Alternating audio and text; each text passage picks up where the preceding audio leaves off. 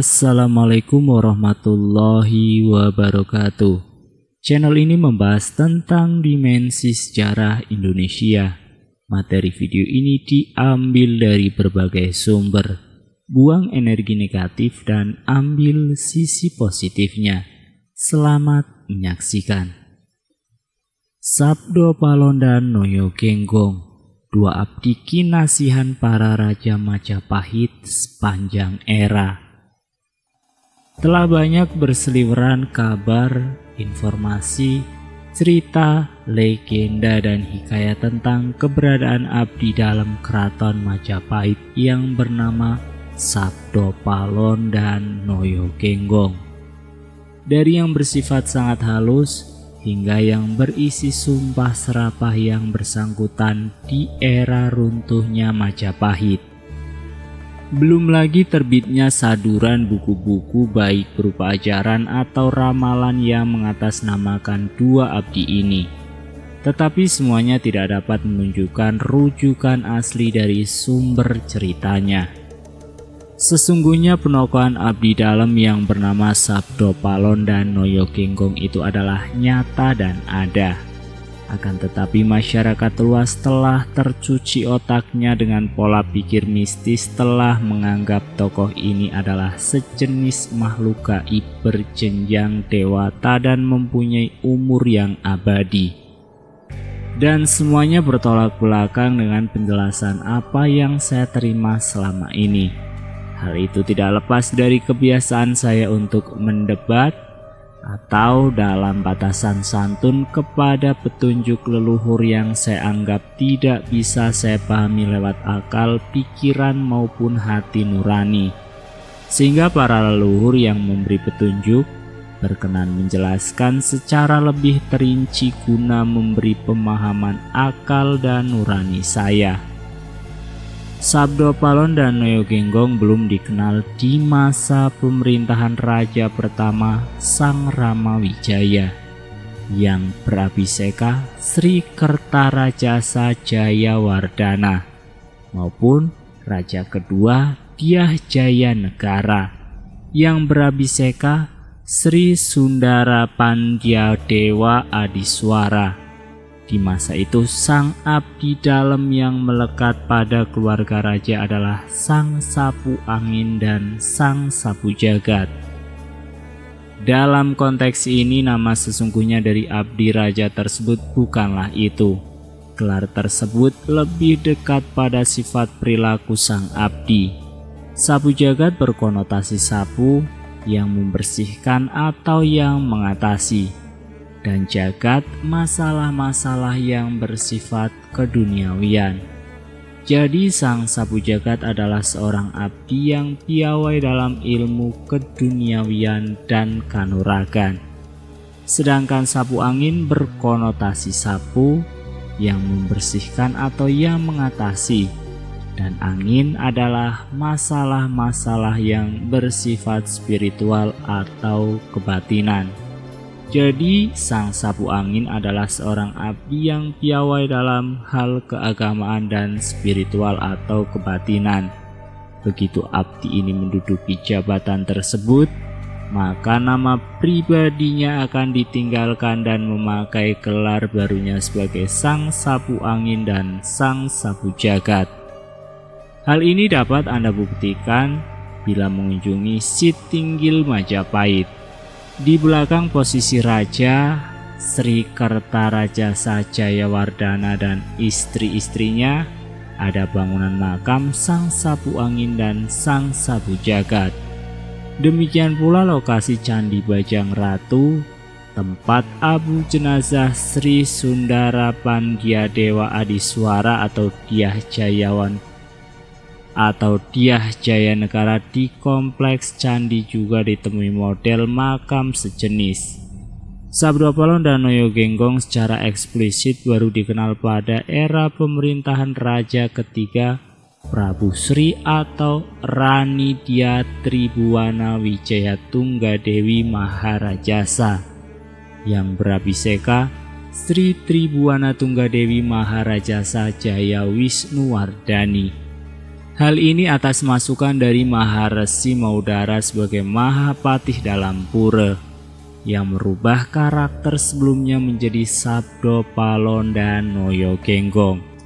Alasannya adalah ketika pemerintahan raja kedua banyak terjadi pemberontakan akibat adanya hasutan dari orang-orang di dekat raja, sehingga diputuskan untuk membuat mekanisme steril dan memberi pendampingan berupa tokoh yang mampu memberikan pertimbangan objektif kepada raja.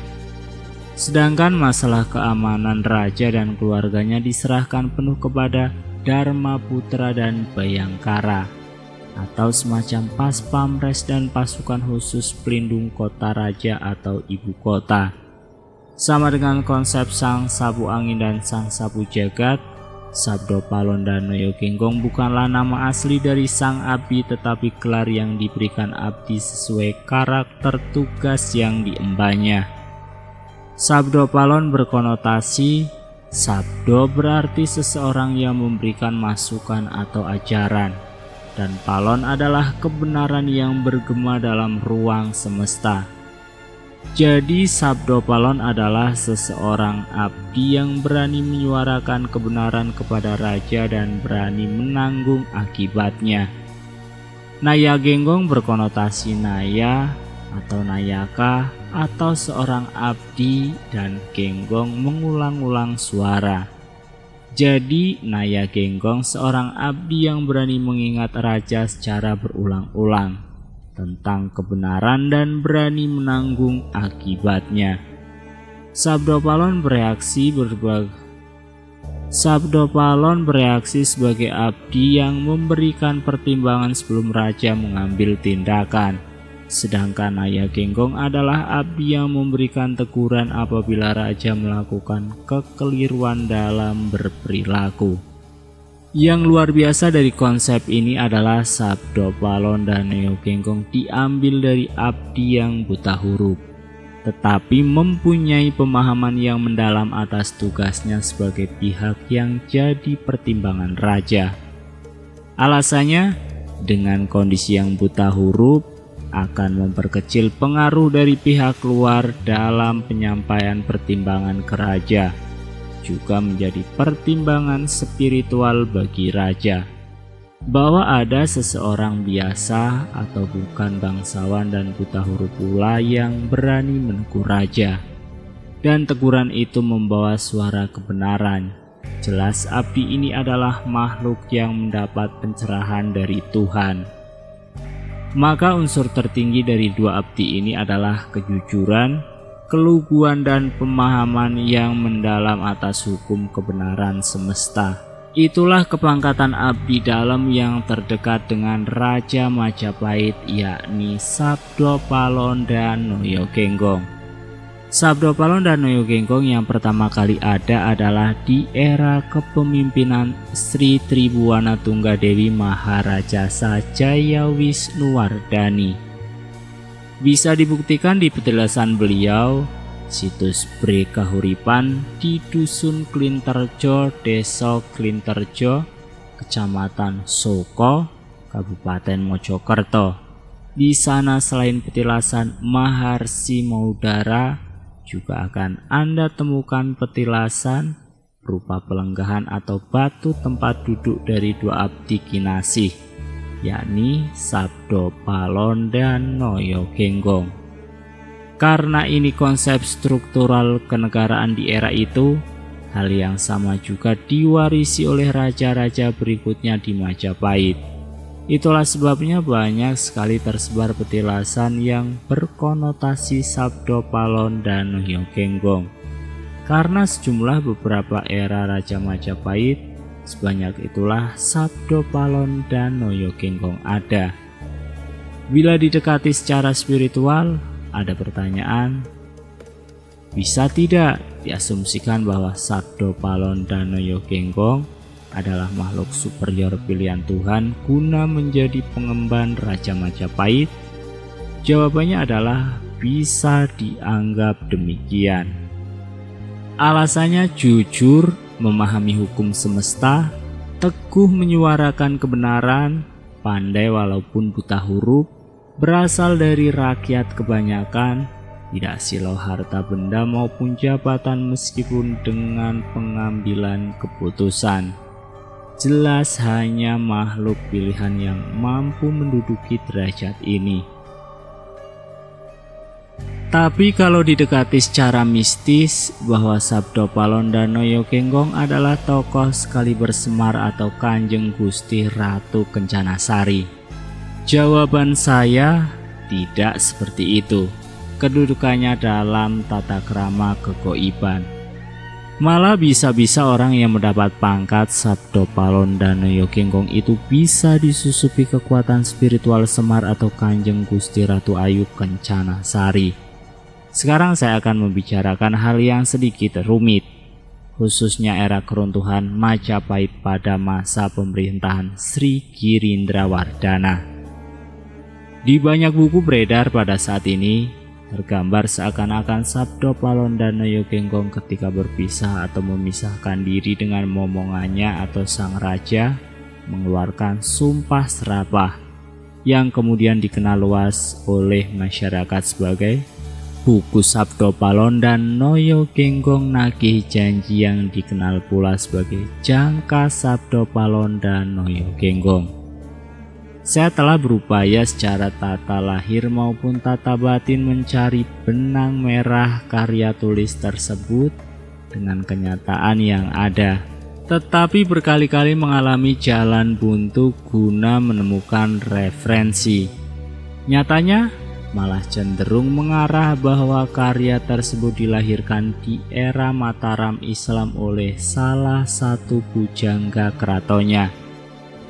Yang agak unik, ternyata banyak terjadi kemiripan dengan kasus Pustaka Raja Jangka Sri Aji Jayabaya yang muncul di tengah masyarakat tidak dalam bentuk penuh, yang disadur dalam judul Jangka Jayabaya Musasar dan beberapa lagi yang menggunakan nama Islam di belakangnya. Padahal kita semua tahu Sang Prabu beragama Hindu-Buddha. Dan lagi-lagi mengarah ke pujangga Mataram Islam yang melakukan pesadurannya. Lepas dari apa yang menjadi motivasinya, apakah nilai positif ataukah nilai negatif ketokohan Sabdo Palondano Yogenggong. Saya merasa ini karya tulis sadur dari Jangka Jayabaya yang dikombinasikan dengan perasaan terluka sebagai masyarakat Jawa atas pertikaian Islam dan Hindu yang menjadi saat itu. Mari saya tunjukkan logikanya. Sabdo Palondano Yogenggong adalah abdi yang dibuat oleh sistem pemerintahan dengan mengutamakan atas kejujuran dan nilai kebenaran semesta guna mendampingi seorang Raja Majapahit, di mana di dalam wisudanya mereka berjanji akan senantiasa jujur dan teguh menyuarakan kebenaran bagi raja dan akan mengabdi seumur hidupnya guna kejayaan Nusantara. Maka ketika kejadian mereka menegur raja dengan keras atas hal-hal yang dianggap melanggar pranata, saya masih bisa terima secara logika. Tetapi ketika mereka menyumpah serapah semesta raya yang dapat menimbulkan bencana bagi Nusantara, nah, yang ini saya tidak sependapat atau tidak saya terima secara logika. Karena jati diri mereka telah lebih dari sekedar siap untuk berkorban demi sang raja dan Nusantara Raya. Terus, kenapa menghancurkannya dengan sumpah atas perjuangan yang mereka bangun dan pengorbanan para Sabdo Palondano Yogenggong sebelumnya? Disinilah saya mengajak Anda semua untuk berpikir panjang dan bersih hati guna memahami kebenaran yang sejati. Ketika diceritakan Sabdo Palondano Yogenggong mengambil jalannya sendiri dan berpisah dengan raja, ini juga hal yang tidak cocok dengan konteks sumpah jabatannya. Setelah mengalami proses perenungan dan mengunjungi lokasi petilasan yang ada khususnya di lereng Gunung Lawu, saya secara pribadi mempunyai pendapat bahwa Sabdo Palondano Yogenggong tidak pernah berpisah dengan Sri Girindrawardhana hingga akhir hayatnya.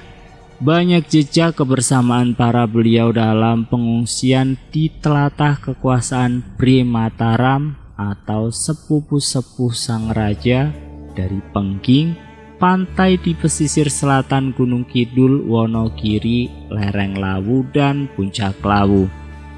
Justru pertimbangan dari Sabdo Palon dan Noyo Genggonglah yang menurut saya mampu menenangkan sang raja dari gundahnya pikiran dan memutuskan menjadi panembahan di Gunung Lawu. Sabdo Palon dan Noyo Genggong juga yang membimbing proses pelepasan ego raja dan mensucikannya menjadi petapa di sepanjang lereng hingga puncak Lawu. Kedua tokoh ini justru menjadi kunci bagi sang raja mencapai pemahaman tertingginya atas kebenaran semesta yang diwedar di Candi Suku dan Candi Cetha. Sehingga ketika pencerahan itu terjadi, dua abdi ini yang pertama kali menyembah kepada Sri Girindrawardhana dengan memanggilnya sebagai Panembahan Agung. Ada baiknya bagi Anda yang juga pelaku spiritual untuk menjejaki kembali atau napak tilas perjalanan tersebut.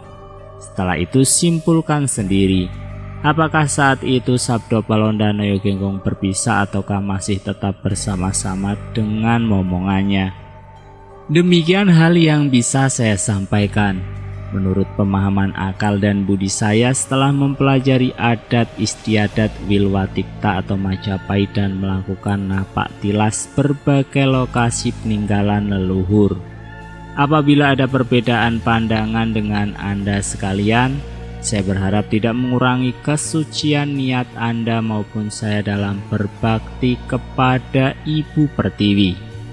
Joyo Joyo Wijayanti. Menang dan jadilah pemenang selamanya. Sekian, salam rahayu. Wassalamualaikum warahmatullahi wabarakatuh.